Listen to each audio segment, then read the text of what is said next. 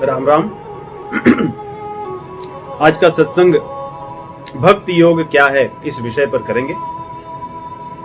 तो पिछले कुछ सप्ताह के सत्संग में हमने देखा कि मानव जीवन अन्य प्रकार के प्राणियों से भिन्न है और दुर्लभ है। इसके माध्यम से वो चीजें प्राप्त की जा सकती हैं जो अन्य शरीर में दुर्लभ है, असंभव है। तो मानव जीवन का उद्देश्य मोक्ष को प्राप्त करना। साधन धाम मोक्ष कर द्वारा पाई न जे परलोक समारा। इसको पाकर अपने परलोक को समार लेना, उसको पा लेना, सिद्ध कर लेना, यही उसका उद्देश्य है। तो परलोक को पाने के कई साधन हमने देखे हैं। तो बहुत से साधन, उनमें से प्रमुखतः कर्म योग, ज्ञान योग और भक्ति योग, इन साधनों को हमने देखा। इन साधनों में भी यदि गहराई से, सूक्ष्मता से देखें तो मुख्यतः दो ही साधन है। कर्म योग जो है वही दो भाग में बंट जाता है। भागवत पुराण में भी भगवान कहते हैं कि कर्म योग ही वास्तव में दो हो जाता है। विवेक की प्रधानता से ज्ञान योग की तरफ चले जाता है और भावना की प्रधानता से भक्ति योग की तरफ आ जाता है। क्योंकि विवेक से जीव अपने कर्मों को नियमित करता है, कर्मों से धीरे धीरे अपने आप को दूर करता है, उनके फल से या उनके फल को त्यागता है, और भक्ति में उन्हीं कर्मों को करते हुए भगवान को अर्पित कर देता है। वही भक्ति हो जाती है। तो ज्ञान योग और भक्ति योग और कर्म योग, तो हमने ज्ञान योग में यह भी देखा कि कितना कठिन है। नहीं, हमने केवल पतंजलि जी के ही योग दर्शन के अष्टांग योग को देखा, जिसमें एक एक अंग बड़े कठिन है। यम, नियम, आसन, प्राणायाम, प्रत्याहार, धारणा, ध्यान, समाधि, एक एक अंग बड़े कठिन है। और आजकल के कलयुग में क्या मनुष्य इसको करने के लिए सक्षम है, चाहे तो भी? पहले तो लोग जंगलों में रह लेते थे, अब तो सरकार वहां भी नहीं रहने देती है। वहां पर रहने के लिए भी आपको अपना परिचय पत्र बनवाना पड़ता है, आपको अपनी बहुत सी चीजें करनी पड़ती हैं। तो वहां पर रह सकते हैं कुछ समय के लिए। और भोग प्रधान इस युग में, कलह प्रधान इस युग में, अशांति प्रधान इस युग में ज्ञान योग की या ध्यान की कह लें, जिसको मेडिटेशन इत्यादि कहते हैं, बड़ा कठिन है। इन साधनों में कोई कमी नहीं है। साधन तो सक्षम है, साधन तो हरि से, भगवान से जोड़ने में सक्षम है, परंतु जो व्यवस्थाएं हैं, जो समय है, ये व्यवधान इतने उत्पन्न करता है कि हम उन साधनों से सिद्धि प्राप्त करने में हम असक्षम हो जाते हैं, हम नहीं कर पाते। और वैसे हमारे शास्त्रों में भी इन साधनों को क्लिष्ट बताया गया है। भगवान स्वयं कहते हैं कि क्लेशोधिक तरस्तेषाम अव्यक्ता सक्त चेतसाम अव्यक्ता ही गतिर दुखम देहवद्भिर्वाप्यते। गोस्वामी जी रामचरितमानस में लिखते हैं कि ज्ञान पंथ कृपाण कई धारा परत खगेश न होई न बारा। कि ज्ञान पंथ, ज्ञान मार्ग, ज्ञान योग जो है, ये कृपाण की धारा है, दो धार तलवार है। तो एक तरफ से बच गए तो दूसरी तरफ से भी कठिनता होती है। वैसे कृपाण शब्द भी नाम ऐसा रखा गया। कृपाण अर्थात वो तलवार जिसके दोनों ओर धार हो, उसको कृपाण कहते हैं, जिसमें कृपा तनिक भी नहीं होती। दूसरी तलवार में तो दूसरी तरफ से, उल्टी तरफ थोड़ी कृपा होती है, लेकिन कृपाण में किसी तरफ कृपा नहीं होती। जिस तरफ से भी लग जाए कष्ट ही देती है। वैसे ही ज्ञान मार्ग दोनों तरफ से घातक है। अर्थात एक तो सिद्ध करना कठिन है, अर्थात उस पे चलना कठिन है, और अगर चलकर मान लो आप वहां तक पहुंच भी गए तो वहां से गिरना बड़ा सरल है। हम देखते हैं कि ज्ञान मार्ग में चलने वाले कितने लोगों का वहां से पुनः वापस आना हुआ। भागवत पुराण में जड़ भरत की कथा आती है, जो सिद्ध महात्मा थे। अपने जीवन के अंतिम समय में कुछ क्षणों के लिए सुधि कहीं और चले जाने पर उन्हें पुनः आना पड़ा संसार में। ऐसे ही अनेक अनेक महापुरुष हैं। विश्वामित्र जी का उदाहरण आता है। हजारों हजारों वर्ष तपस्या करने के बाद में कुछ क्षण में वहां से पुनः पतन हो जाता है। यही कहते हैं कि कृपाण कई धारा, अर्थात वहां पहुंचने पर भी गिरना सरल हो जाता है, क्योंकि हम इंद्रियों को बलपूर्वक निग्रहित करते हैं। और ये इंद्रियां बड़ी भयंकर है। भगवान कहते हैं यन मनोनु विधीयते, इंद्रियाणाम ही चरताम यन मनोनु विधीयते, तदस्य हरतीम प्रज्ञाम वायुर्नाव मीमांबसी। जैसे नाव चलती रहे समुद्र में और कब हवा का झोंका आ जाए और कब उसकी दिशा बदल जाए नहीं पता, वैसे ही ज्ञान मार्ग है। ये इंद्रियां इतनी भयंकर हैं, कौन सी इंद्रिय कहां फंस जाए किस चीज में, और बस एक इंद्रिय ही पर्याप्त है व्यक्ति के पतन के लिए। तो फिर हमारा कल्याण कैसे होगा? इसलिए भगवान ने भक्ति योग की चर्चा की है। कहते हैं कि भक्ति योग सरल है यदि जीव चाहे तो। यदि जीव चाहे तो भक्ति योग सरल हो सकता है और सुगम है, और इसमें इतनी कठिनाई नहीं है पालन करने में, और इसका फल वही है, यहां तक कि फल उससे भी अधिक है। तो कारण क्या है? भगवान देखिए, इसमें मुख्य कारण यह है, भक्ति योग में ज्ञान योग कर्म योग तो व्यक्ति की स्वयं का जो सामर्थ्य है, पुरुषार्थ है, वो प्रधान होता है। वो स्वयं प्रयास करता है, स्वयं सब कुछ करता है। इंद्रियों का निग्रह से लेकर के अंत में समाधि तक जो क्रियाएं हैं वो स्वयं विवेक द्वारा एक एक चीज करता है। परंतु भक्ति में भगवान का बल होता है, उनकी कृपा होती है, उनके आश्रित रह करके ये साधना की जाती है। इस साधना में प्रभु हमारे साथ रहते हैं, वो हमारी सहायता करते हैं, वो हमें बचाते हैं। इसकी पुष्टि सर्वत्र है। भगवत गीता में भगवान कहते हैं, तेषाम अहम समुद्धरता मृत्यु संसार सागरात, तेषाम एवानुकंपार्थम, उन लोगों को मेरी अनुकंपा, मेरी करुणा मिलती है, मेरी कृपा मिलती है, और मैं उनके साथ उनकी सहायता करता हूं।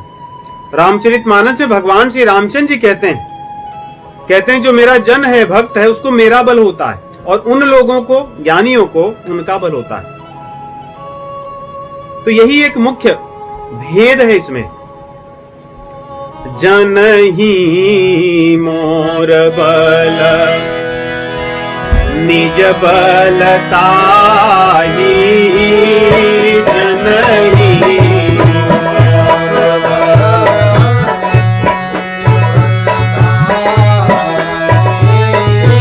तो काम क्रोध रिपु आही,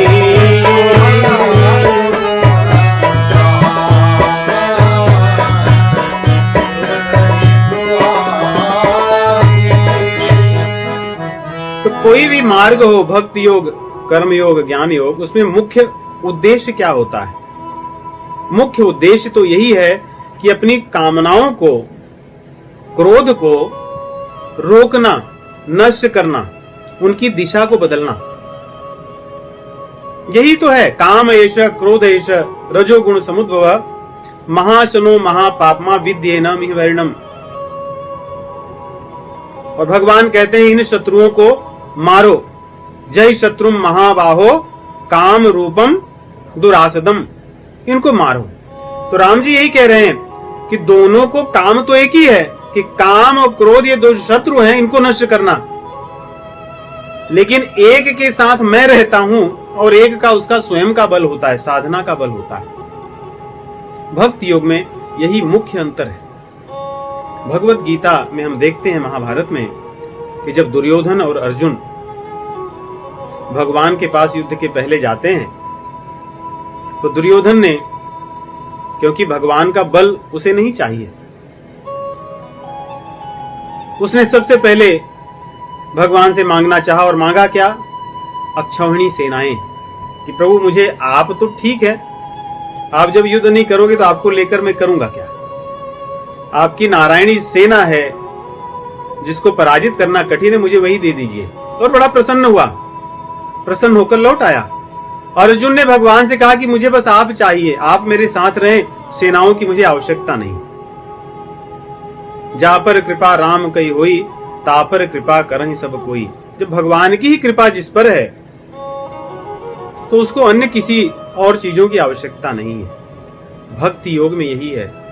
तो अब प्रश्न ये उठता है, इसका मतलब कि हमें भक्ति योग में सबसे मुख्य काम जो करनी है कि प्रभु को रिझाना है, जिससे वो हमारे साथ रहे। बस हमारा काम हो गया, एक ही काम करना है, हमें कुछ और नहीं करना, केवल प्रभु को रिझाना। जो उन्हें अच्छा लगे वही करना, जो उन्हें अच्छा न लगे वो न करना। इससे सरल और क्या होगा? इसमें और सब चीजें नहीं है। इसलिए रामायण में भगवान श्री रामचंद्र जी कहते हैं और प्रश्न पूछते हैं कि भैया भक्ति योग में समस्या आपको क्या है, इसमें क्या कठिनाई है? इसमें तो आपको मैंने कुछ करने के लिए नहीं कहा कि बड़े बड़े जप करो, बड़े बड़े तप करो, बड़े बड़े यज्ञ करो, बड़े बड़े उपवास करो, ऐसा कुछ तो मैंने कहा नहीं। ये तो एकदम सरल मार्ग है। कहू भगति पथ कवन प्रयासा, कहू भगति पथ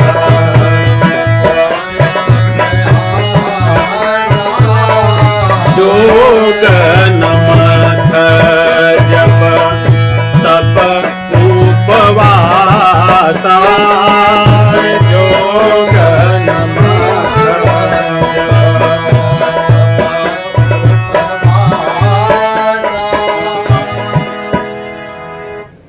भगवान कह रहे हैं कि भैया, अयोध्या वासियों से पूछ रहे हैं कि आप मुझे बताइए कि भक्ति पथ में कौन सी आपको समस्या है? इसमें कौन सा मैंने कहा कि आप बड़े बड़े योग करो? मैंने कहा कि बड़े बड़े तप और यज्ञ करो, आप इतने दिनों तक उपवास करो, ये करो? ऐसा मैंने कुछ नहीं कहा। आपको इसकी करने की आवश्यकता नहीं है। ये मार्ग बहुत सरल है और बहुत सुखद है। देखिए, सभी वही रास्ता चाहते हैं जो सरल हो और आनंद हो और वहीं लक्ष्य तक ले जाए, जो संक्षेप में हमें वहां पहुंचा दे सरलता से। भगवान कह रहे हैं कि ये बहुत सरल है। सरल सुखद मार्ग यह भाई, भगति मोरी पुराण श्रुति गाई। भक्ति पुराणों और श्रुतियों में कही गई है और ये सबसे सरल है, सबसे सुखद है और वहीं तक ले जा, सुखदायी है। अर्थात आनंद सिंधु जो भगवान है उनसे मिला देती है, उनके प्रेम को ये प्रदान करती है और इससे भगवान द्रवित हो जाते हैं और ये हमारे जीवन मरण के बंधन को नष्ट करा देती है और भगवान इसको सबसे बड़ा मानते हैं। कोई कितना बड़ा योगी क्यों न हो जाए, परंतु भगवान को जितने प्रिय उनके भक्त हैं उतना प्रिय उन्हें कोई नहीं होता। भगवत गीता में भगवान श्री कृष्ण 6ठे अध्याय के विराम में, जैसे कि हमारे आचार्य कहते हैं कि भगवत गीता के 18 अध्यायों को यदि हम 3 खंड में विभाजित करें तो प्रथम खंड अध्याय 1 से लेकर 6 तक ये कर्मयोग प्रधान है। दूसरा जो खंड है, द्वितीय खंड 7 से लेकर के 12 तक, ये भक्ति योग प्रधान है और 13 से 18 तक ज्ञान योग प्रधान है। वैसे तो बातें भक्ति योग, कर्म योग, ज्ञान योग, ध्यान योग की संपूर्ण भगवत गीता के सभी अध्यायों में है, परंतु प्रधानता ऐसी है। तो छठे अध्याय के विराम के समय और 7वें अध्याय अर्थात भक्ति योग की प्रधानता जहां से आरंभ होती है, उसके आरंभ में भगवान कहते हैं अर्जुन को छठे अध्याय के विराम में, तपस्विभ्योऽधिको योगी ज्ञानिभ्योऽपि मतोऽधिकः कर्मिभ्यश्चाधिको योगी तस्मात् योगी भवार्जुन। हे अर्जुन, जो लोग भोग विलास के लिए, कामनाओं की पूर्ति के लिए योग साधना करते हैं, तप करते हैं, उनसे श्रेष्ठ मैं उनको मानता हूं जो बिना किसी स्वार्थ के योग साधना तप करते हैं। परंतु इन सभी योगियों में मुझे वे लोग बहुत प्रिय हैं, वे मेरे भक्त जो मुझे श्रद्धा से भजते हैं। योगिनामपि सर्वेषां मद्गतेनान्तरात्मना श्रद्धावान् भजते यो माम् स मे युक्ततमो मतः। मेरा मत है, मेरा मत क्या है कि इन सभी योगियों में जो मुझे पाने का प्रयास कर रहे हैं, इन सभी साधकों में, योगियों में मुझे मेरे भक्त मुझे सबसे अधिक प्रिय हैं। योगिनाम अपि सर्वेषाम मद्गतेनान्तरात्मना श्रद्धावान भजते यो माम स मे युक्त तमो मतः। युक्त तमः, वो मेरा जो भक्त है वो सबसे श्रेष्ठ है मेरे लिए। भगवान श्री रामचंद्र जी भी ये बात कहते हैं।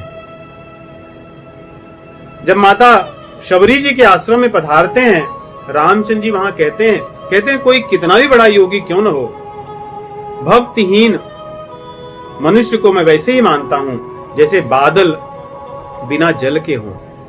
हैं तो बादल, वे भी बादलों की तरह ही सब कुछ दिखते हैं और नाम भी उनका वही है, परंतु मेरे लिए प्रिय तो जब उन बादलों में जल हो तब होते हैं। वैसे ही मेरे लिए तो वे सभी साधकों में प्रिय वही हैं जो मेरे भक्त हैं।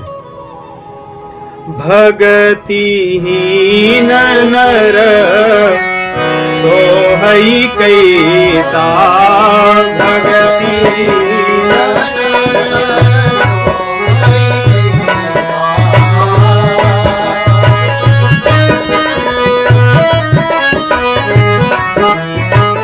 बिनु जल बारिद देखिए जैसा,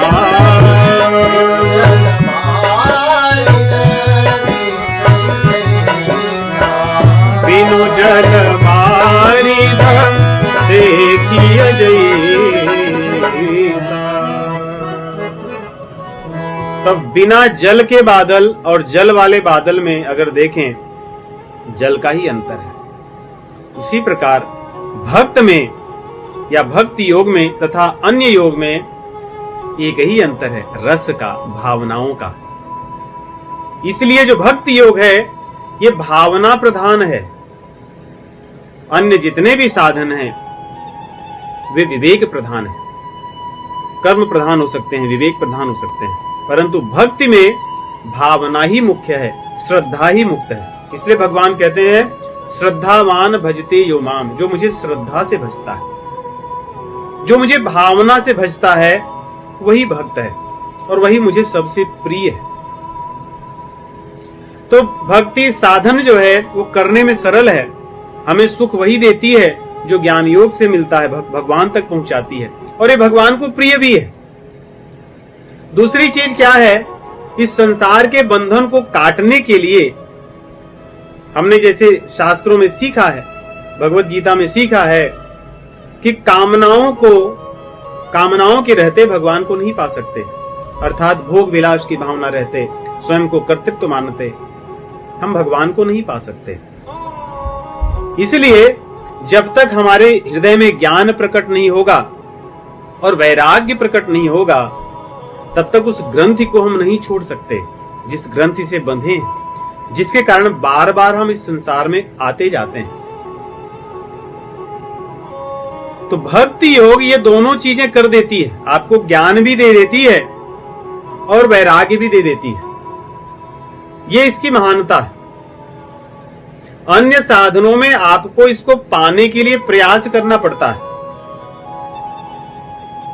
आप साधन पर चलते हुए धीरे धीरे उस स्तर पर पहुंचते हैं जहां आपके हृदय में ज्ञान प्रकट होता है, वैराग्य प्रकट होता है। परंतु भक्ति योग में भक्ति ही प्रकट कराती है इनको। एक जब आप विधि पूर्वक शास्त्र के अनुकूल चल करके, शास्त्र के अनुरूप चल करके भक्ति करते हैं, तो ये भक्ति ही आपके हृदय में ज्ञान को भी प्रकट करती है और वैराग्य को भी प्रकट करती है। इसीलिए कहते हैं कि ज्ञान और वैराग्य भक्ति के पुत्र हैं, और इनके रहने पर ही जहां मां होगी वहीं तो पुत्रों का जन्म होगा।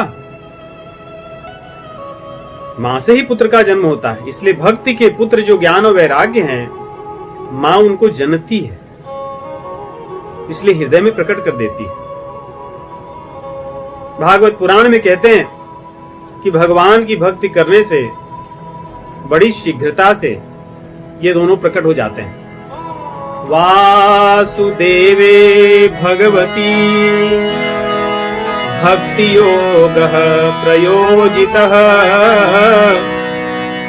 जनयत्याशु वैराग्यम ज्ञानम च यदहैतुकम्।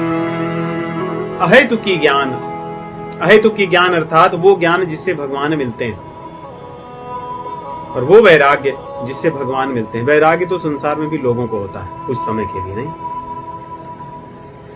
होता ही है। और ज्ञान भी कुछ समय के लिए होता है। आंखें खुलती हैं फिर बंद होती हैं। कई बार कहते हैं कि अब मेरी आंख खुल गई, और फिर कुछ दिन में बंद हो जाती है। वैराग्य हो गया, अब मैं समझ गया, लेकिन फिर कुछ दिन में वही दशा होती। लेकिन अहेतुकी होता है। अहेतुकी अर्थात जो संसार से न लेना देना, उसका कोई स्वार्थ न हो, परमार्थ के लिए जब ज्ञान प्रकट होता है, परमार्थ के लिए जब वैराग्य प्रकट होता है, वही वास्तविक है।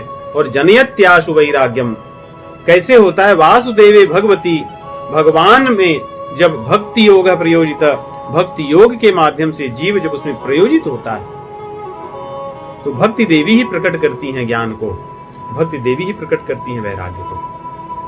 तो जिन चीजों की हमें आवश्यकता है वो चीजें भक्ति प्रदान करती हैं, और जिसको हम कर सकते हैं वैसी सरलता सुविधा इस भक्ति में है। और यदि कहीं हमारा पतन होने लगता है तो हमें संभालने वाले हमारे प्रभु हमारे साथ रहते हैं। इसलिए भक्ति योग सरल है, और प्रायः मानव समाज को करने के लिए उपयुक्त भी है। आप विशेष रूप से आज के युग में, जहां जीव के पास न तो समय है न तो कोई अन्य प्रकार की सुविधाएं हैं, अगर चाहे फिर भी व्यक्ति नहीं कर सकता, ऐसे में भक्ति तो किया ही जा सकता है, और भक्ति करना ही चाहिए। और विशेष करके गृहस्थों के लिए कहां जाएंगे योग करने? छोटे छोटे घर हैं सभी के। जिनके बड़े घर हैं वो छोटे घरों में, नगरों में जाना चाहते हैं, और जिनके छोटे छोटे घर हैं वो उन घरों में कौन से ध्यान करेंगे, कौन सी बड़ी बड़ी साधनाएं करेंगे? कहीं एक स्थान पर जीव बैठ ही नहीं सकता कुछ समय तक, परिस्थितिवश, स्वास्थ्य के कारण या अन्य कारणों से, तो कौन से ध्यान को हम कर सकते हैं? बुद्धि इतनी विक्षिप्त है हमारी कि कभी एक चीज उसमें आ ही नहीं सकती, उसमें एक समय में हजारों चीजें चलती रहती हैं। तो किस प्रकार वो मन का निग्रह अपने साधना के बल पर करेगा? इसलिए कुछ धर्म कलयुग के कहे गए। कलयुग में तो भगवान की भक्ति ही कल्याण करने वाली है। कल केवल मल मूल मलिना, पाप पयोनिधि जन मन मीना। न ही कलि करम न भगति विवेको, राम नाम अवलंबन एकु। भगवान की भक्ति और उसमें भी भगवान के नाम का आश्रय, इसके अतिरिक्त और क्या करेंगे? तो जब भक्ति करना है तो भक्ति है क्या वास्तव में, इसका अर्थ क्या है, इसको कैसे करते हैं? भक्ति का सरल अर्थों में यदि हम सरल शब्दों में अर्थ करें, भक्ति का अर्थ है सेवा, भक्ति का अर्थ है प्रेम। इनमें इसको समझिए, सेवा और प्रेम, इसी के बीच में जो भी क्रियाएं हैं वही भक्ति है। और इसके बीच में बहुत सी चीजें आती हैं। हमारे जीवन की वास्तव में सब क्रियाएं इसी में हैं। अपने जीवन को हम यदि देखें तो प्रेम और सेवा, इसी के बीच में तो सब कुछ चलता है। सारे परिवार में जितनी क्रियाएं होती हैं सेवा के लिए तो होती हैं। सेवा क्यों करते हैं? प्रेम होता है, और प्रेम होगा तो सेवा ही करेंगे, और क्या करेंगे। और अगर सेवा नहीं करेंगे तो फिर प्रेम कैसा है? नहीं, घर में हमें भोजन कोई दे, हमारी माता बहन पत्नी पुत्री कोई भोजन दें और हम उनको पैसे दे दें, ये लीजिए, नहीं, या हम न देना चाहें, वे भोजन देने के बाद में कहें कि आज के पैसे, तो कौन सा प्रेम है? क्या सेवा है? तो सेवा और प्रेम, जहां पे कुछ चीज नहीं चाहिए किसी से, परंतु फिर भी हम करना चाहते हैं दूसरों की प्रसन्नता के लिए, वही सेवा है, वही प्रेम है, और उसी का नाम भक्ति है। इसी को जब हम भगवान के साथ कर दें, सेवा और प्रेम को भगवान के प्रति समर्पित कर दें, भगवान के लिए कर दें, वही भक्ति है। और कोई बहुत बड़ी चीज ये भक्ति नहीं है।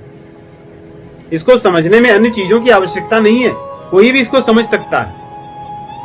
फिर भी सेवा और प्रेम में कुछ नियम तो होते हैं, कुछ विधि तो होती है। जो भगवान के साथ करना है,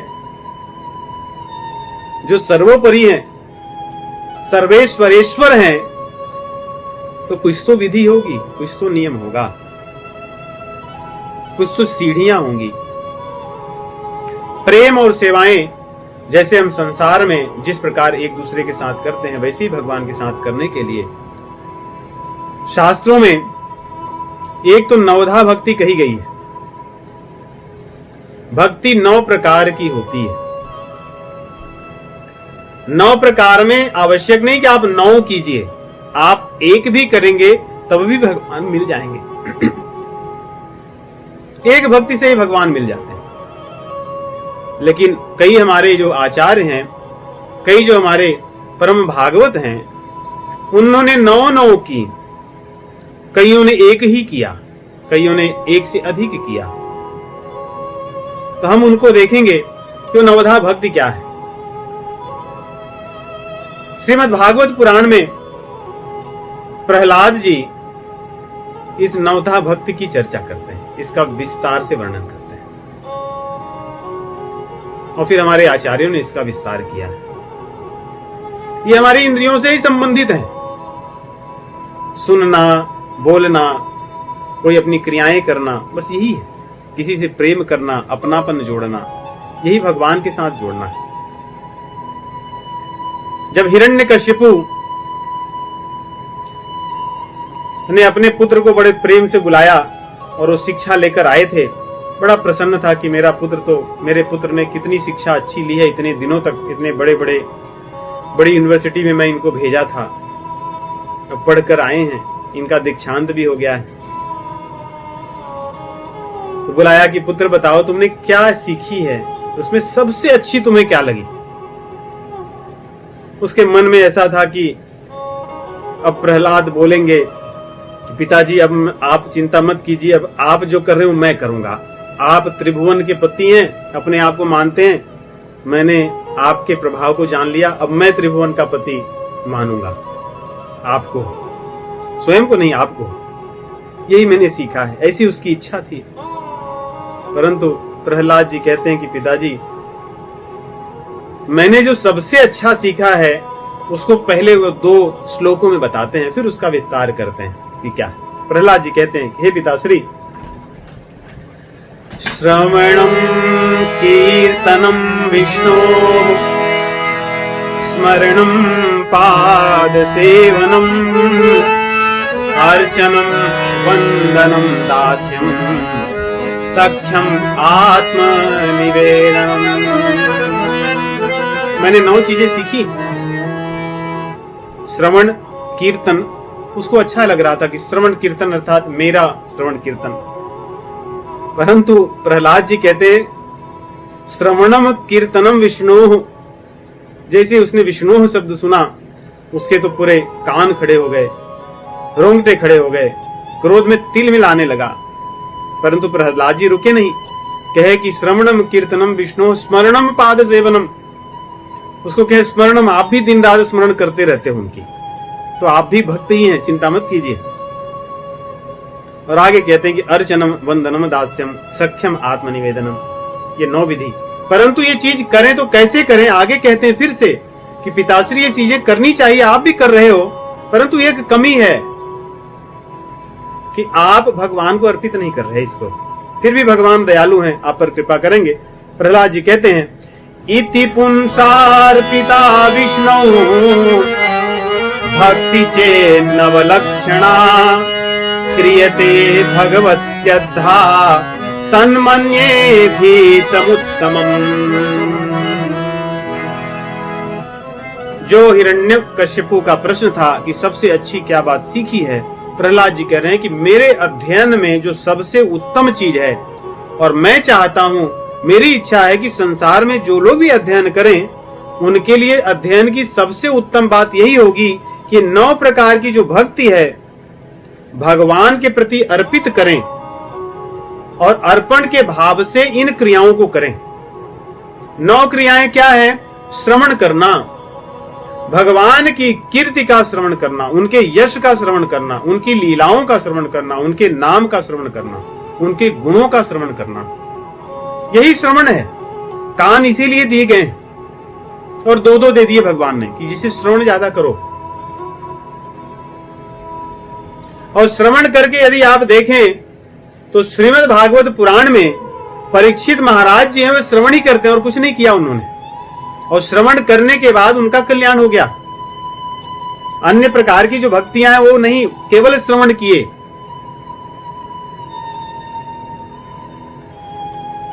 अन्य जो जीव जंतु भी हैं, जब भगवान अपनी लीलाएं करते हैं या जब भगवान के जन सत्संग कीर्तन भजन करते हैं, तो बहुत से अन्य जो जीव जंतु हैं वे श्रवण करके ही तर जाते हैं।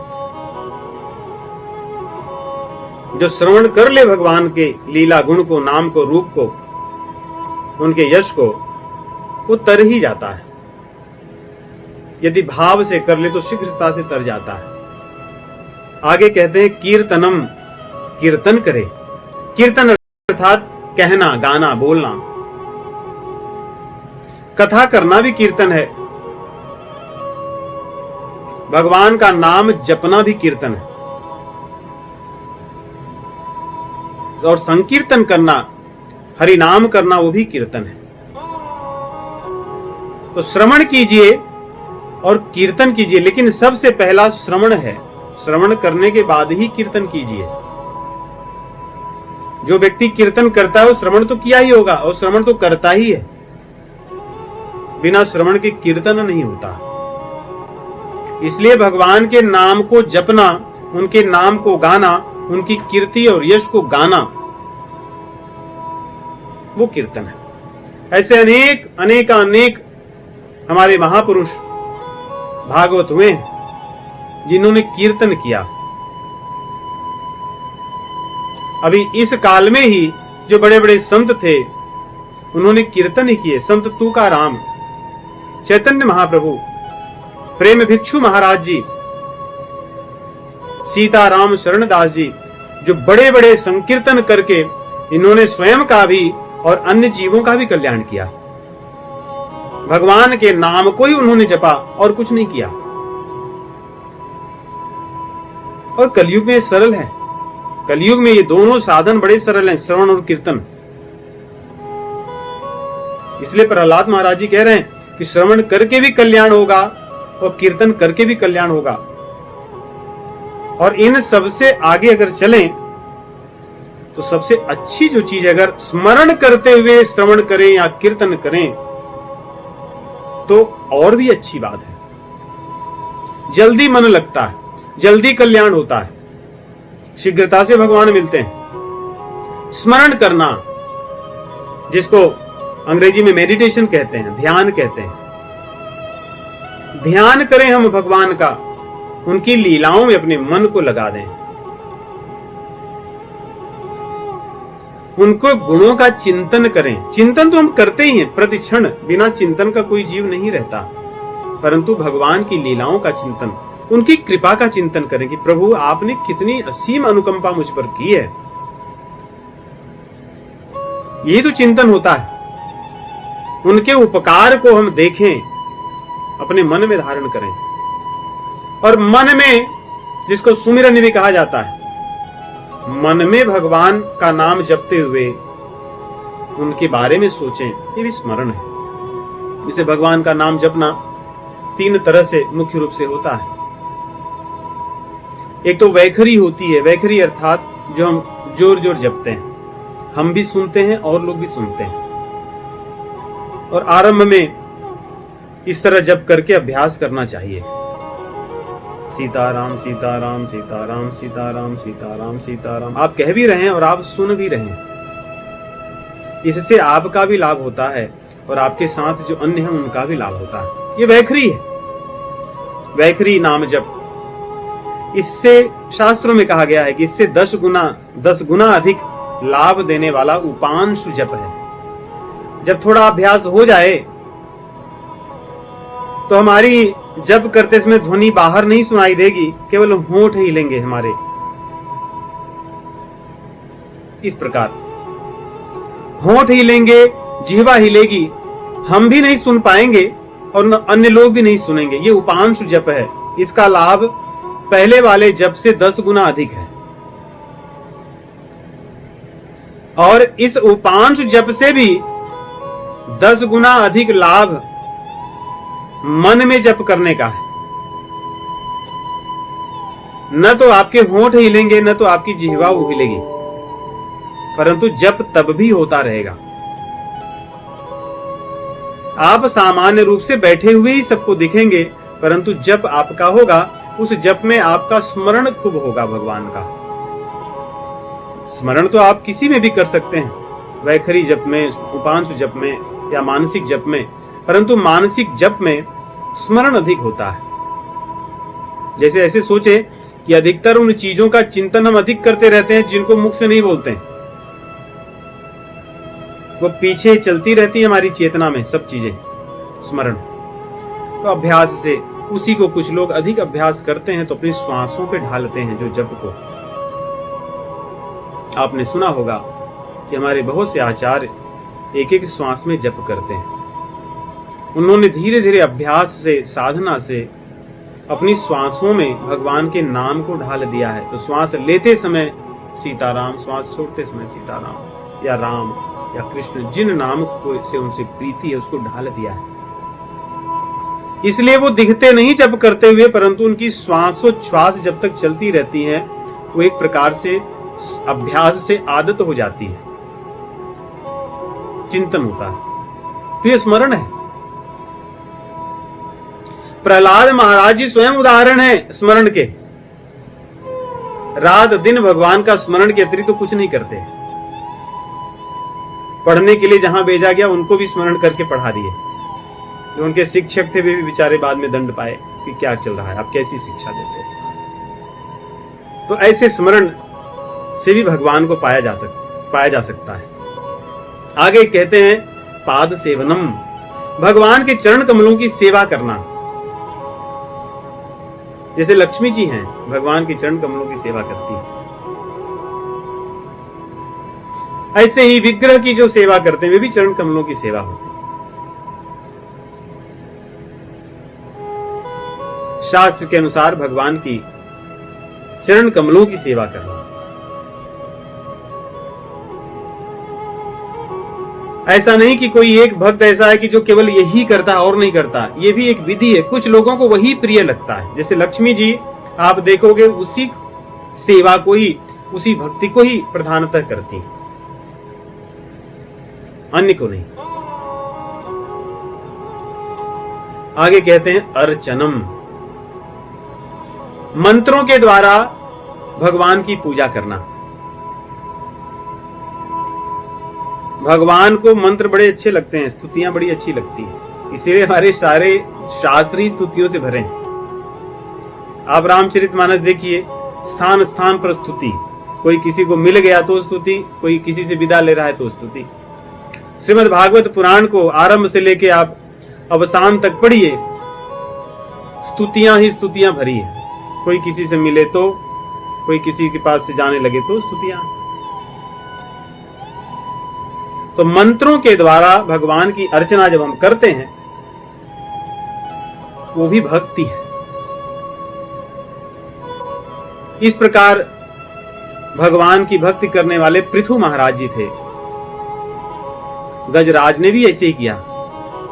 जब गज सर्वत्र सब प्रकार से प्रयास करके ग्राह से अपने आप को बचाने में असक्षम अनुभव करने लगा, तब उन्होंने स्तुतियों से भगवान की अर्चना के माध्यम से भगवान की पूजा की। भगवान प्रकट हुए, उसकी रक्षा की।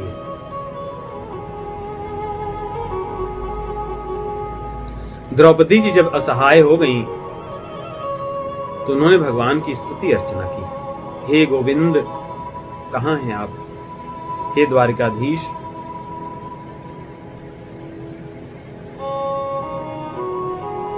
आगे है वंदन।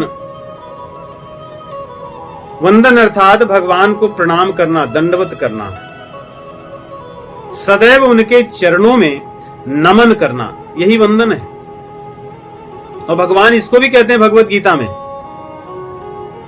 मन मना भव मद भक्तो मद्याजी माम नमस्कुरु मामे वैश्यसि सत्यम ते प्रतिजाने प्रियोसि में। कि मद्याजी माम नमस्कुरु, मेरा वंदन करो, भगवान स्वयं कहते हैं। क्योंकि वंदन करने से जीव तब बातों को मानता है, सुनता है, अहंकार शून्य होता है, भगवान को सर्वोपरि मानता है। इसलिए जो श्रवण कीर्तन करते हैं, ऐसा नहीं कि वंदन नहीं करते, वंदन तो भी करते हैं, परंतु यहां पे वंदन अर्थात वो उसी को अपना प्रधानतः मुख्य सब कुछ मानते हैं। अक्रूर जी इसके उदाहरण, वंदन ही करते हैं भगवान के चरण कमलों में। तो यदि हम देखें तो ये तीन और अब 3 बचे हैं। जो पहले की 3 है, श्रवण कीर्तन और स्मरण, ये व्यक्ति दूर रह के भी कर सकता है और दूरी पर अधिक होता है। और जो बाद के 3 हैं, अर्चन, वंदन और पाद सेवनम, ये व्यक्ति समीप रहकर करता है। नहीं, जब आप समीप होते हैं तभी किसी को दंडवत प्रणाम करते हैं, तभी उसको मंत्रों से अर्चना करते हैं, तभी उसके चरण कमलों की सेवा करते हैं। और जो अंत के 3 हैं, दास्यम, सख्यम और आत्मनिवेदनम, ये तो जब उसके एकदम समीपी होते हैं तब होता है, ये संबंध स्थापित करता है। तो एक तरफ से देखें तो दास्यम, सख्यम, आत्मनिवेदनम, ये साधना भी है और साध्य भी है।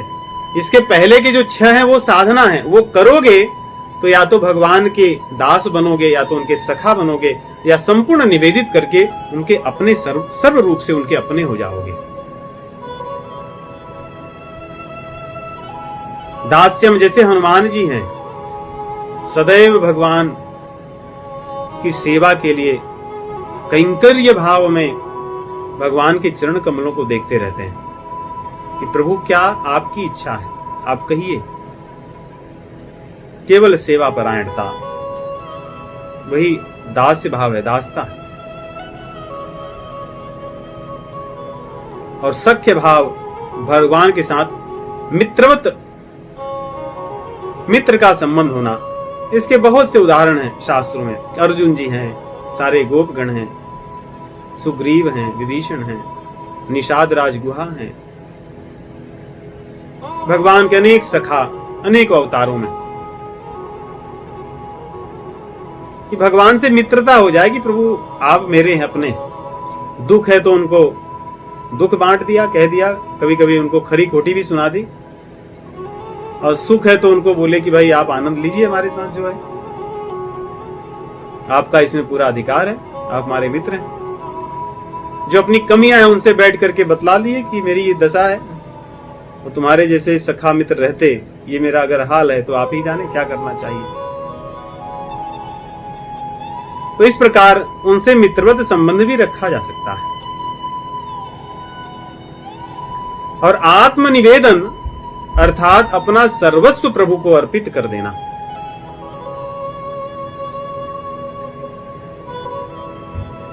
जो कुछ मेरा है वो सब आपका है, कुछ भी जो मेरी है, जो अच्छाइयां हैं वो बुराइयां हैं, वो आपके लिए जो करना है वो मैं करूंगा, उसमें मैं कुछ और चीजें नहीं सोचूंगा, उसमें सब चीजें कर दूंगा मैं। जैसे बलि महाराज जी हैं तो दैत्य कुल में जन्मे, प्रहलाद जी के बेटे के बेटे हैं, परंतु उन्होंने भगवान के लिए अपना सब कुछ दे दिया और भगवान ने सब कुछ ले भी लिया, फिर भी उनके मन में कोई शिकायत नहीं है। आत्मनिवेदन में भगवान के अन्य जो माधुर्य लीला करने वाले जो हैं, या किसी भी प्रकार के संबंध रखने वाले, भगवान से कैसे भी संबंध रखे, आत्मनिवेदन तो होता है। परंतु एक बात ध्यान रखें, यहां पर इन 9 भक्तियों में एक भाव सर्वव्यापी है। भक्ति में यही मर्यादा होती है। चाहे आप श्रवण करें, कीर्तन करें, स्मरण करें, वंदन करें, अर्चन करें, पाद सेवन करें, सखा का भाव रखें, आत्मनिवेदन करें, सब में दास्य भाव सर्वव्यापी होता है। आप भगवान के मित्र भी बनेंगे तभी भी भाव तो सेवा का ही होगा, वो हमारे स्वामी हैं, दूसरा भाव नहीं होगा। आत्मनिवेदन में भी भाव यही रहेगा। आत्मनिवेदन में कोई और भाव नहीं आएगा कि आप मुझे अपना सब कुछ अर्पित करो, ये भाव नहीं। मैं अपना सब कुछ आपको अर्पित करूंगा क्योंकि मैं आपका दास हूं। अर्चन वंदन में भी दासता का भाव है और चरण सेवा में भी दासता का भाव है।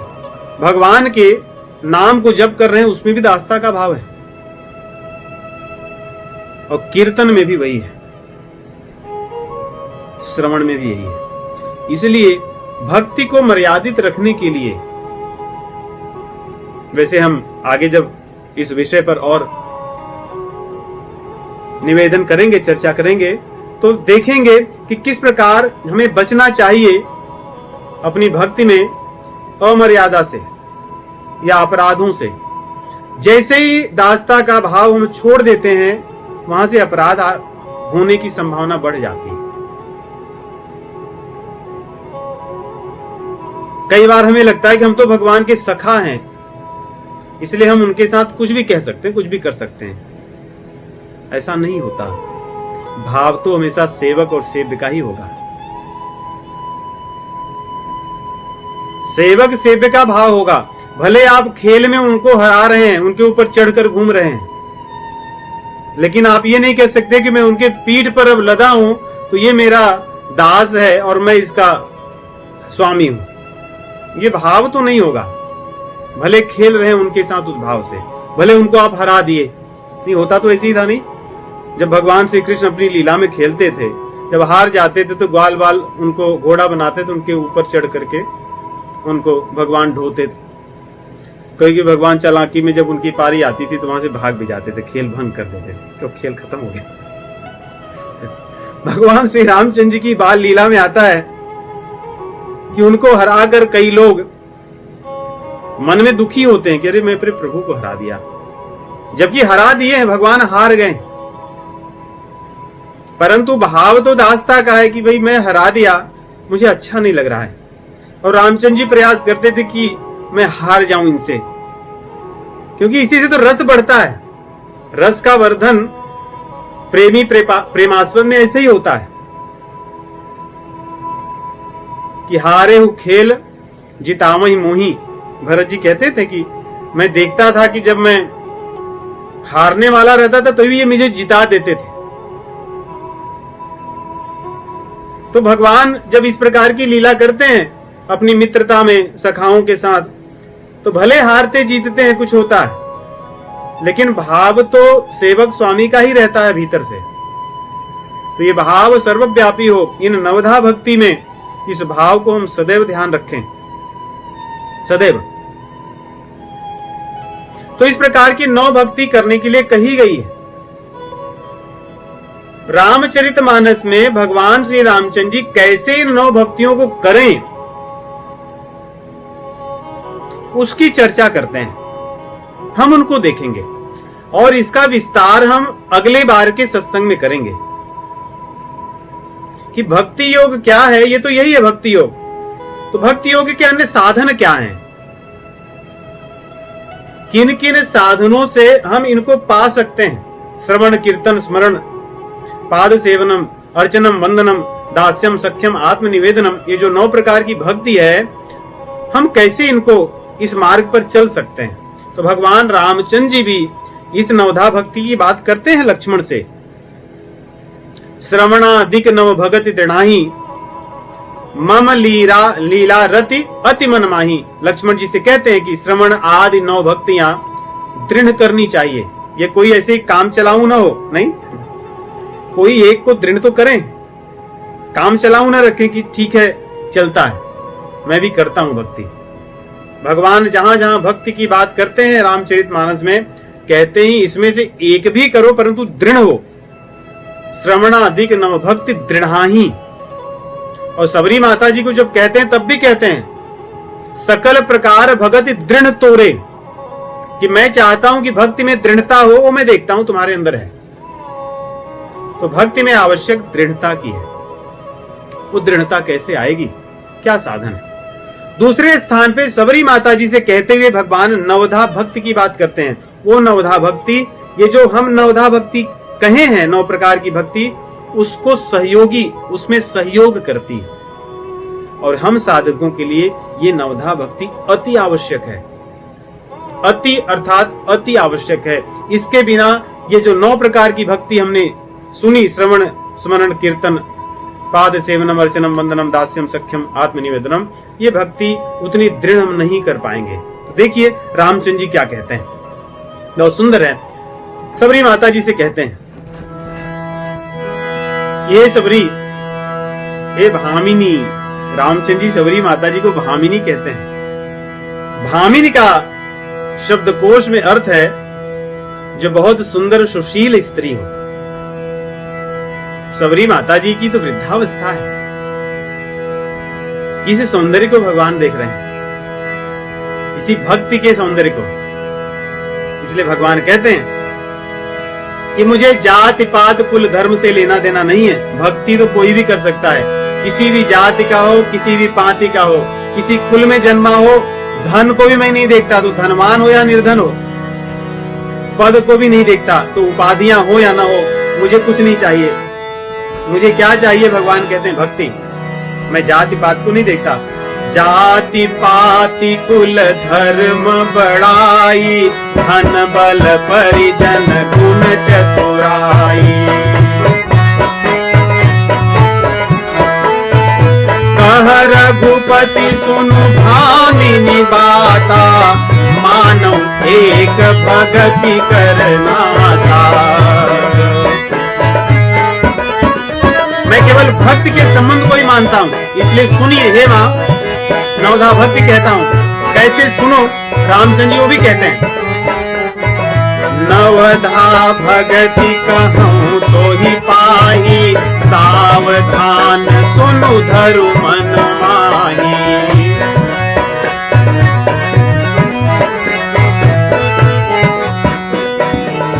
नवधा भगति कहूँ तो ही पाही। हे माँ, आपसे मैं नवधा भक्ति कहता हूँ, इसको आप सुनिए। कैसे, सावधान होकर। भगवान श्रवण की नियम को पहले ही बता रहे हैं।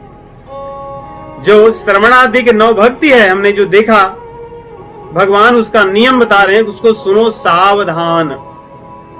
और आगे भगवान कीर्तन और स्मरण का नियम बताते हैं। सावधान सुनो धरु मन माही।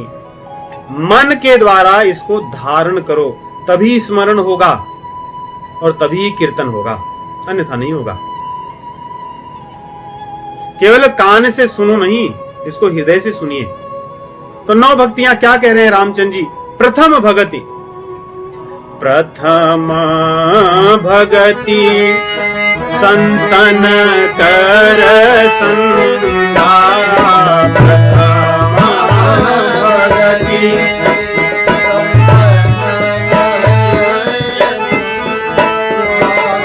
दूसरी रति मम कथा प्रसंगा,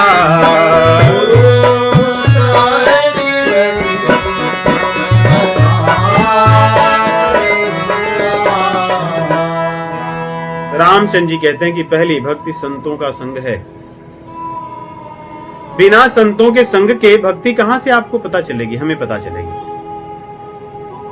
वही तो है जहां से भक्ति मिलती है, उन्हीं से पता चलेगी भक्ति क्या है। सत्संग को अधिकतर हम बड़े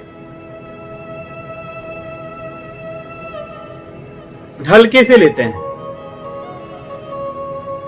हम उसका महत्व को उतना नहीं समझते, उसको अधिक महत्व नहीं देते। परंतु इसका महत्व तो सर्वत्र गाया गया है, पूरे शास्त्रों में गाया है। कपिल देव भगवान अपनी माता को कहते हैं सताम प्रसंगेन मम वीर्य संगिदो। पहली चीज कहते हैं सताम प्रसंगेन, बिना संतों के संग के कुछ नहीं हो सकता, पहली चीज है।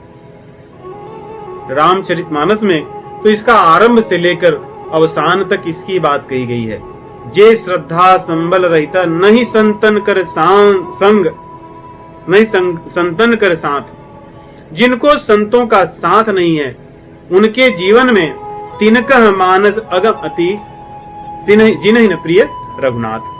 उनको कभी भगवान नहीं मिल सकते, उनके मन में भगवान से प्रेम नहीं हो सकता। इसलिए संतों का संग तो सभी कर सकते हैं, कौन नहीं कर सकता? क्यों सत्संग आवश्यक है? बिनु सत्संग न हरि कथा तेहि बिनु मोहन भाग। बिना सत्संग के भगवान की कथा हम सुन ही नहीं सकते, और भगवान की कथा को सुने बिना मोह कभी नष्ट नहीं हो सकता। और मोह गए बिनु राम पद होई न दृढ़ अनुराग। जब तक जीवन में मोह व्याप्त है, भक्ति तो हो ही नहीं सकती, असंभव है। अर्थात यदि भक्ति हमारी नहीं हो रही है, हम अर्थात संतों का संग नहीं कर रहे हैं। अब प्रश्न ये उठता है, संतों का संग तो सभी कर रहे हैं। इसलिए हम देखेंगे जितनी भक्ति भगवान 9 प्रकार की बोले हैं, 9 प्रकार की भक्तियों में भगवान ने एक एक वहां पर शर्त रखी है कि अगर ऐसा करोगे तो। यहां संतों के संग में क्या कहा है? संतों का साथ नहीं कहा है, संतों का संग कहा है। संग मन से होता है, इसलिए संतों के साथ तो हम करें, वहां बैठे रहें, लेकिन यदि हमारा मन उनसे न जुड़े फिर उसका लाभ नहीं होगा।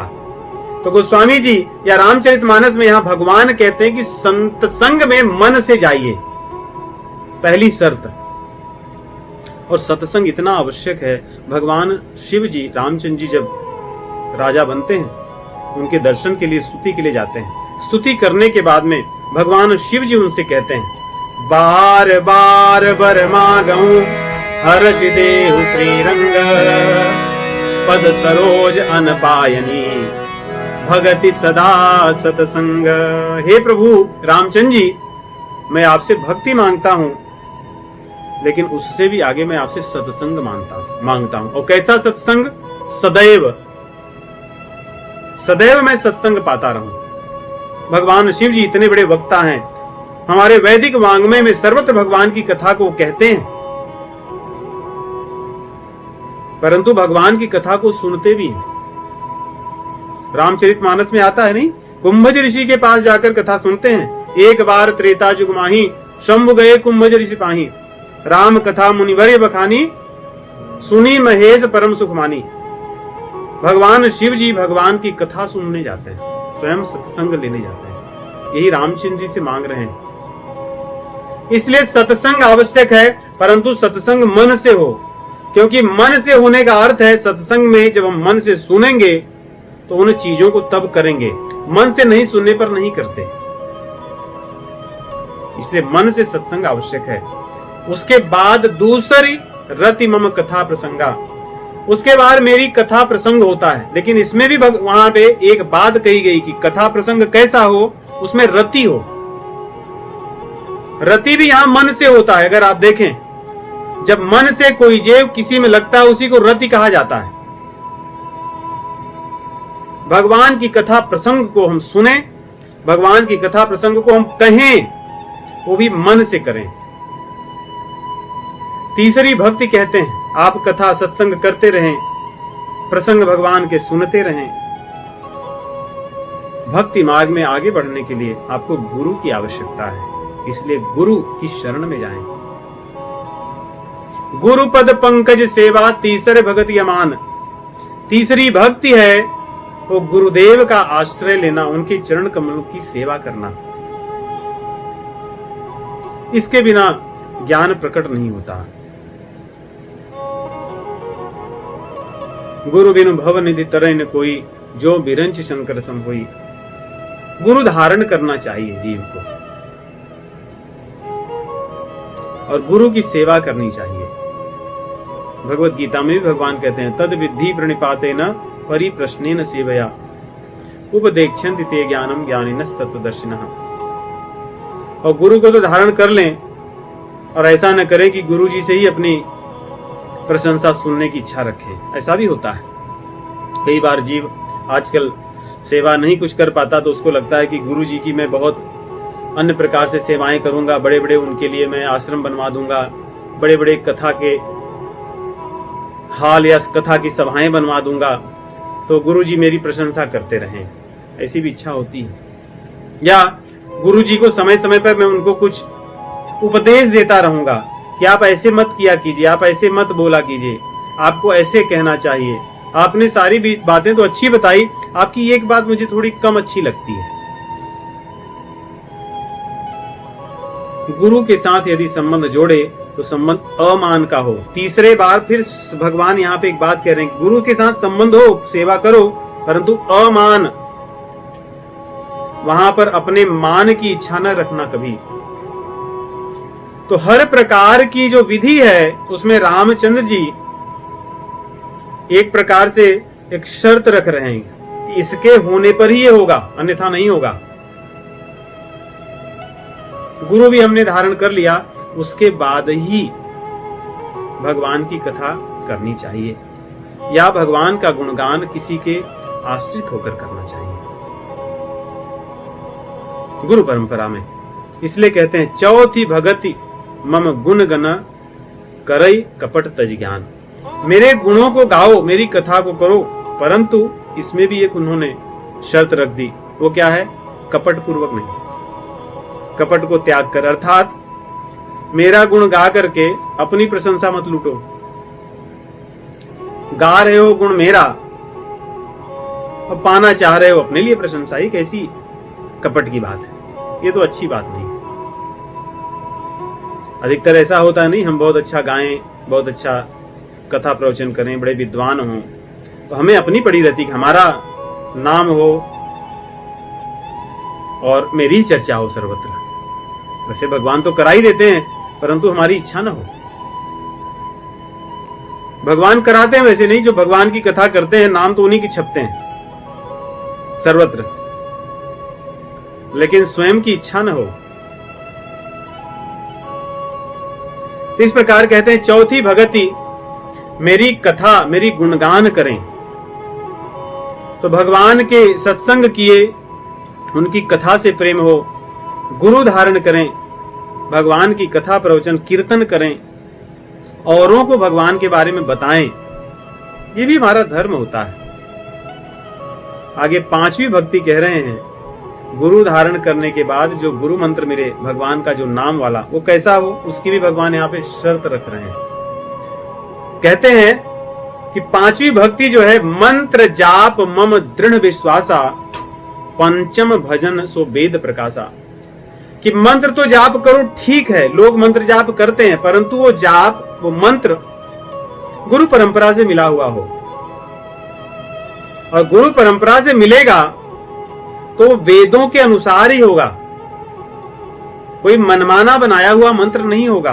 कई बार लोग कुछ भी अपना भी मंत्र बना लेते हैं। इसलिए यहां पे उस पे भी शर्त रखी गई कि गुरु के द्वारा दिया मंत्र तो हो, परंतु वेदों में शास्त्रों के अनुसार हो, और उस मंत्र को जपे कैसे वे भी बताएगी, दृढ़ विश्वास के साथ कि ये मंत्र मेरा कल्याण करेगा ही करेगा, इस मंत्र से मेरा निश्चित ही कल्याण होगा। ये भाव होने पर ही वो मंत्र अपना प्रभाव देता है, क्योंकि मंत्र का प्रभाव सदैव विश्वास से ही कहा गया है। यदि आपका मंत्र में विश्वास न हो तो मंत्र कभी भी सिद्ध नहीं होता। एक दूसरी चीज, यदि मंत्र शास्त्रों के अनुसार न हो तो वो सिद्ध नहीं होता। तीसरी, मंत्र यदि गुरु के माध्यम से परंपरा से न दिया गया हो तो सिद्ध नहीं होता।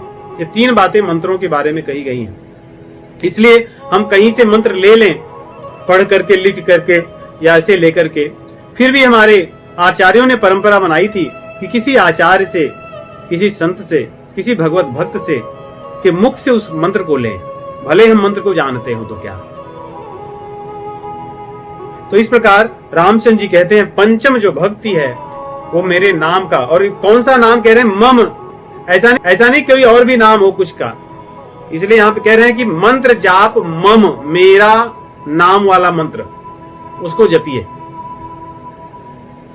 तो जब ये सब करते रहेंगे तब आगे की बात आती है। अधिकतर इनमें से हम एक भी नहीं करते, परंतु आगे वाली चीजों में अपने आप को दिखाना चाहते हैं। वो चीजें क्या कह रहे हैं, देखिए भगवान, ये 5 जब चीजें हो जाएंगी तब होगा छठ दम शील बिरत बहुकर्मा निरत निरंतर सज्जन धर्मा। तब बहुत सी, कई बार व्यक्ति दिखाने का प्रयास करता है कि मैं तो बहुत एक चीज में लगा हूं और मुझे अन्य चीजों से लेना देना नहीं होता, और मैं भक्ति में बहुत लीन हो चुका हूं, और अपनी सब चीजें लोगों को बताता है, दिखाता है। कई बार मालाओं को हाथ में लेकर और ऐसे आंख बंद करके फोटो इत्यादि दे करके लोगों को भेजना, बताना, और इस प्रकार कोई वीडियो लेते रहे और वहां पर बैठकर शांति से जप करते हुए लोग देखें, सुने। ऐसी भी होती है, सब नहीं, कई बार ऐसी धारणा हो जाती है व्यक्ति के मन में। क्यों होती है? यदि उसने पहले से लेके 5वीं चीजें नहीं की है तो ऐसी होती है। लेकिन यदि 5 तक हम चीजें करेंगे तो हमारे हृदय में छठी चीज आएगी, छठ दमशील बिरत बहुकर्मा। संसार की बहुत सी चीजों में हम दौड़ेंगे नहीं, जिसको भगवान अव्यवसायी बुद्धि कहते हैं। बुद्धयो व्यवसायी नाम। जो अव्यवसायी लोग होते हैं उनकी बुद्धि 50 चीजों में लगी रहती है, ये करूं, वो करूं, यहां चलूं, वहां चलूं। किसी ने बताया आप इसको जप करो, उसको जप करने लगते हैं। किसी ने कुछ और दे दिया, वो भी जप करते हैं। किसी ने और कुछ दे दिया, वो भी जप करते हैं। कोई बोले कि आप यहाँ पे सत्संग करो, कुछ लोग हफ्ते में 7 दिन 10 जगह जाते हैं सत्संग करने के लिए। 25 तरह की पुस्तकें पढ़ते हैं, सुबह कुछ और, शाम को कुछ और, कहीं कुछ और, परंतु अंदर कोई धारण चीज नहीं हो पाती। ये तो आध्यात्मिक हो गया, जिसको भगवान भगवत गीता में मोह कलिल कहते हैं, कि शास्त्रों में भी मोह कलिल होता है, लेकिन संसार में भी ऐसे ही होता है। आदमी 50 तरह की चीजों में लगा रहता है, सर्वत्र उसको यश चाहिए, कीर्ति चाहिए। भगवान कहते नहीं, यदि आप 1 से 5 चीजों तक आओगे तो अपने आप अन्य जो 50 तरह की चीजों से आपका मन निकल करके किसी चीज में केंद्रित होगा। आपका जीवन एक देशी होगा, एक केंद्रित होगा। और निरत निरंतर सज्जन धर्मा, सज्जनों के धर्म में आप लगे रहोगे। आपकी क्रियाएं सज्जनों जैसी होंगी, सज्जनों के साथ होगी, क्योंकि आप जब सज्जनों के साथ रहोगे आपकी सारी क्रियाएं सज्जनों के अनुसार होंगी। उसके बाद समता की बात कहते हैं, जिसको भगवान कहते हैं सिद्ध सिद्धियो समो भूत्वा समत्वम योग उच्यते। तो समत्वम तब आएगा, तब समता की बात आएगी जब हम इन प्रक्रिया को पालन करेंगे। तब इन प्रक्रियाओं के पालन करने में सातम सम मोहिमय जग देखा।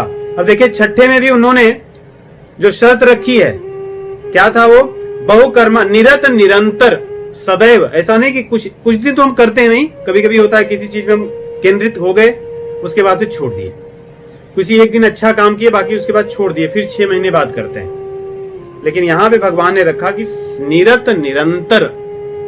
निरत अर्थात मन से हो, मन लगाकर, और सदैव हो। सातवें में भी ऐसी भगवान कहते हैं, सातम सम मोहिमय जग देखा, मोते अधिक संत कर लेखा। अब यहां पे शर्त क्या रखे हैं भगवान? कहते हैं समता तो तब आएगी या सर्वत्र मैं तब दिखूंगा जब मुझसे अधिक संतों को मानोगे तब। ये बात समझनी कठिन है, लेकिन ये सिद्धांत है।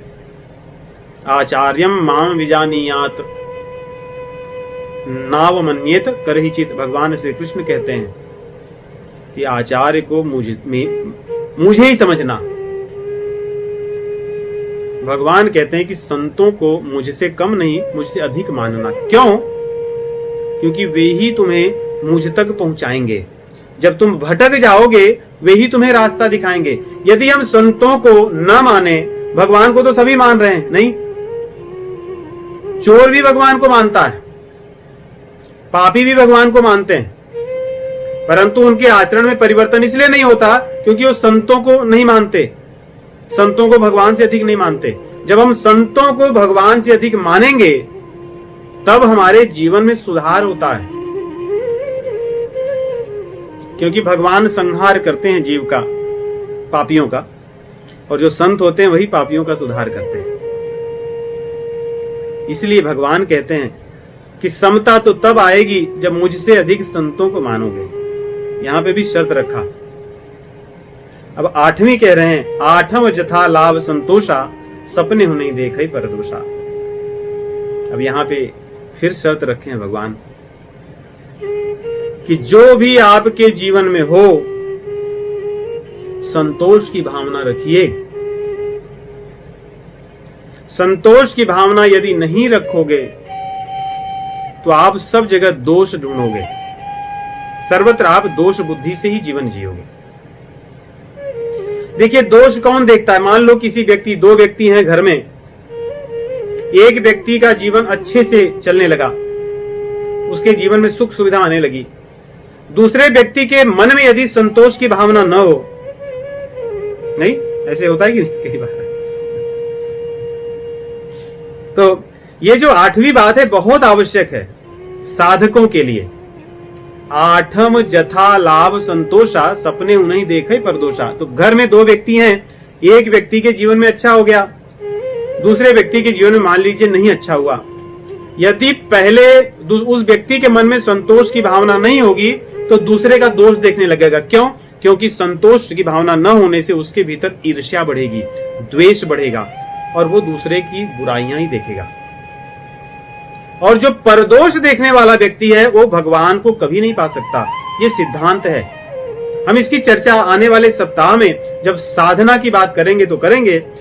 देखिए, संतोष जिसके जीवन में नहीं है, जिसके हृदय में संतोष की भावना प्रगाढ़ नहीं हुई, वो कभी भी साधना तो कर ही नहीं सकता।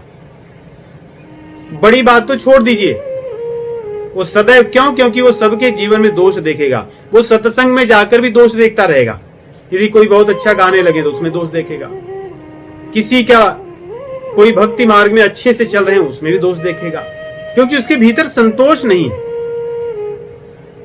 कोई बहुत अच्छे विद्वान है उनमें दोष देखेगा, कोई संत महात्मा उनमें दोष देखेगा। संत महात्मा किसी के जीवन में अच्छा अपनी आशीर्वाद से कल्याण कर दिए तो दोनों में दोष देखेगा कि ये संत जो है वो अच्छे नहीं है, ये व्यक्ति अच्छा नहीं है, दोनों का आचरण अच्छा नहीं लगता। इसलिए जैसे जैसे हम साधना में आगे जाएंगे, ये संतोष की भावना का हमें ध्यान होगा। ये हमें भगवान से मिलने नहीं देगी। इसलिए आठम जथा लाभ संतोषा, सपने हूं नहीं देखई परदोषा। सपने में भी हम परदोष का दर्शन न करें। ये सब होने के बाद में जो सर्वोत्कृष्ट है, आत्मसमर्पण तो तब होगा जो नवधा भक्ति है, आत्मनिवेदन, आत्मसमर्पण, जब आप सरल होंगे। इसलिए रामचंद्र जी कहते हैं, नवम सरल सब सन छलहीना। सबके साथ सरलता का व्यवहार। जहां स्वार्थ होता है वहां तो सभी सरल हो जाते हैं, नहीं? जहां कोई काम हो, कितनी मीठी मीठी बातें करते हैं। भले वो व्यक्ति अच्छा न हो, उसका स्वभाव अच्छा न हो, लेकिन हमारा काम निकालना है, इसलिए आदमी कितनी दीनता से, मधुरता से बात करता है। लेकिन रामचंद्र जी यहाँ पे भी शर्त रखते हैं, नवम सरल सब सन छलहीना। सरल तो बनो, लेकिन वो स्वार्थियों की तरह नहीं, क्योंकि वो तो कितना मीठा बोलते हैं। क्यों? क्योंकि उनका काम है, काम हो जाने के बाद वो शायद देखेंगे भी नहीं। वैसी वाली सरलता की बात नहीं कर रहे हैं। सभी के साथ बिना स्वार्थ के सरल बन जाओ। जब ऐसे हो जाओगे तब मम भरोस ही हरख न दीना, तब आपके हृदय में मैं दिखूंगा, मेरा ही तुम्हें दर्शन होगा, मेरे ही आश्रित आप रहोगे। आप किसी भी परिस्थिति में सुखी या दुखी नहीं होंगे। तो इस प्रकार 9 प्रकार की भक्ति की बात करते हैं भगवान, और शबरी माता जी को भगवान अपना प्रमाण पत्र देते हैं। कहते हैं कि हे मां, ऐसा नहीं कि ये भक्ति आपके भीतर नहीं है। भगवान कहते हैं, नवमः एकौ जिनके होई, नवमः एकौ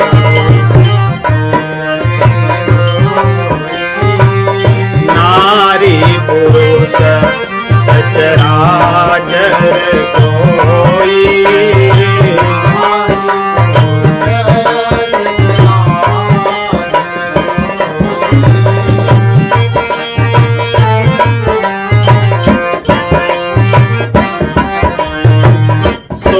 अतिशय प्रिय भामिनी मोरे,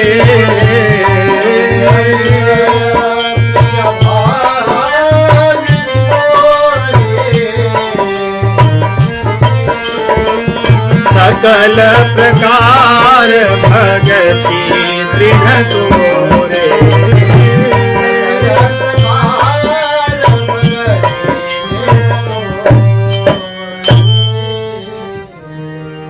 सकल प्रकार भगति दृढ़ तोरे। फिर से भगवान भामिनी कहते हैं सोई अतिशय प्रिय भामिनी मोरे, सकल प्रकार भगति दृढ़ तोरे। यदि हम देखें इस नवधा भक्ति के प्रसंग में भगवान श्री रामचंद्र जी शबरी माता जी को 9 प्रकार की भक्ति बताने के बाद कहते हैं कि सकल प्रकार भगति दृढ़ तोरे, कि तुम्हारे भीतर सभी 9 प्रकार की भक्तियां दृढ़ हैं। तो फिर आप उनको कहे क्यों प्रभु? उनको जब आवश्यकता क्या है, किसके लिए कहे आप? ऐसा प्रश्न होता है मन में कि रामचंद्र जी आए और शबरी माता जी को 9 प्रकार की भक्ति सुनाने के बाद में कह रहे हैं कि आपके पास सारी भक्तियां हैं, एक नहीं। एक तरफ तो कहते हैं कि 9मः एकौ जिनके हुई, नारी पुरुष सचराचर कोई। 9 में से यदि एक भी किसी के पास है तो मेरा हो जाता है, वो मुझे पा लेता है। परंतु सकल प्रकार भगति दृढ़ तोरे, सोई अतिशय प्रिय भामिनी मोरे, कि हे भामिनी तुम्हारे हृदय में तो 9 भक्तियां प्रगाढ़ हैं, तो फिर आप किसके लिए कह रहे हैं प्रभु? ऐसा मन में प्रश्न उठता है नहीं? हमारे आचार्यों ने बड़ी सुंदर इसकी व्याख्या की है। कहते हैं जब भगवान श्री रामचंद्र जी माता जानकी के अपहरण हो जाने के पश्चात जानकी जी को खोजते हुए वन वन भटक रहे हैं, तो अन्य ऋषियों से मिलते हुए आते हैं। सुतेक्षण जी से मिले, उसके पहले सर्वंग जी से मिले, और अन्य सभी ऋषियों से मिलते हैं एक एक करके। उन सबसे मिलते मिलते मिलते मिलते यहां पर कबंध द्वारा भेजे जाते हैं और शबरी माता जी के आश्रम आते हैं। तो जब शबरी माता जी के आश्रम की तरफ आ रहे हैं तो अन्य जो मुनि थे आसपास के, उन्होंने सुना कि भगवान रामचंद्र जी अब अन्य आश्रमों से अब शबरी जी की तरफ आ रहे हैं। तो उनमें बहुत से जो लोग थे उनके यहाँ, जो गुरुकुल में रहने वाले तथा अन्य जो बटुक इत्यादि थे, सबने बोला कि हमें अब चलना चाहिए भगवान के दर्शन करने के लिए। तो उनमें कई ऐसे बड़े बड़े ऋषि थे, बोले कि जब रामचंद्र जी सबके यहाँ जा रहे हैं तो यहाँ भी आएंगे। हम क्यों जाएं? जब वो सबके यहां पहुंच रहे हैं तो हमारे यहां भी आएंगे। तो लोग तो यही प्रतीक्षा करके बैठे रहे, भगवान तो उनके यहां गए नहीं। जब पता चला कि भाई इतने घंटे बीत गए, रामचंद्र जी जो जहां जाते हैं घंटे 2 घंटे बाद फिर दूसरे आश्रम में जा रहे हैं, यहां तो कितने प्रहर बीत गए, भगवान शबरी जी के यहां क्या कर रहे हैं ऐसी? क्या वहां से कहीं और चले गए क्या? तो जब बहुत विलंब हो गया, रामचंद्र जी जब नहीं आए तो सब लोग दौड़े दौड़े आए शबरी जी के आश्रम के पास। शबरी जी का आश्रम जो था वहां तो कोई नहीं रहता था, निर्जन था, केवल अकेली वो रहती थी माता, भगवान की प्रतीक्षा करने में अपने गुरु की आज्ञा अनुसार बस वहां रहा करती थी। ये ऋषि मुनि आकर के देखे कि सोचे कि कर क्या रहे हैं शबरी के साथ, तो दूर से ही वे भगवान को देखने लगे और शबरी माता जी के साथ उनकी बात को सुनने लगे। रामचंद्र जी तो जानते ही थे, सर्वज्ञ भगवान, सर्वसमर्थ, वे जानते थे कि ये ऋषि मुनि यहां आए हैं। वे लोग जो अहंकारवश अब तक नहीं आ रहे थे, उन्हें लगता था कि मैं वहां जाऊंगा। ये जानकर कि भगवान आ रहे हैं, उनको दौड़कर आना चाहिए था। ये हम भी सुन ले कि प्रभु यहां आए हैं, कई बार हम अपने अहंकार में बैठे रहे कि यहां भी आएंगे, तो भगवान तो जानबूझकर नहीं गए कि मैं सबके यहां तो जाऊंगा लेकिन तुम्हारे यहां नहीं आऊंगा। लेकिन वे ऋषि मुनि भी उतने वैसे नहीं थे। जब उन्हें पता चला कि नहीं हुआ तो दौड़ कर आए, छिप करके सुनने लगे। भगवान जानते थे कि ये सब लोग आए हुए हैं, अब इनको मैं सिखाता हूं कि भक्ति होती क्या है। उन लोगों के लिए भगवान ने कहा कि आप सब लोग सुनिए और सुन करके हृदय में धारण कीजिए। नवधा भगति कहूं तो ही पाही, सावधान सुनो। आप लोग जो इतने सालों तक तपस्या किए हैं, आप लोग सावधानी से इस बात को सुनिए और अब कम से कम हृदय में धारण कीजिए। इसलिए हर बात के बाद भगवान ने वहां पे शर्त रखी है कि संतन का संग कैसे करो, मेरी कथा में रति कैसे हो, गुरु की सेवा कैसी हो, मेरी कथा का गुणगान कैसे हो, मंत्र जाप किस प्रकार हो। इस प्रकार लेकर के नवधा भक्ति कहने के बाद भगवान अंत में शबरी माता जी को कहते हैं कि मां, ये आपके लिए नहीं था, क्योंकि आपके हृदय में तो 9 भक्तियां दृढ़ हैं। ये तो उन लोगों के लिए है जो यहां छिप कर भी बैठे हैं, सुन रहे हैं। तो इस प्रकार नवधा भक्ति है जो हम साधकों के लिए संजीवनी के समान है। आगे इस कथा का विस्तार करेंगे कि किस प्रकार हमें अपनी भक्ति को दृढ़ करनी चाहिए, भक्ति को हमें कैसे करना चाहिए गृहस्थ जीवन में। आप सभी को राम राम।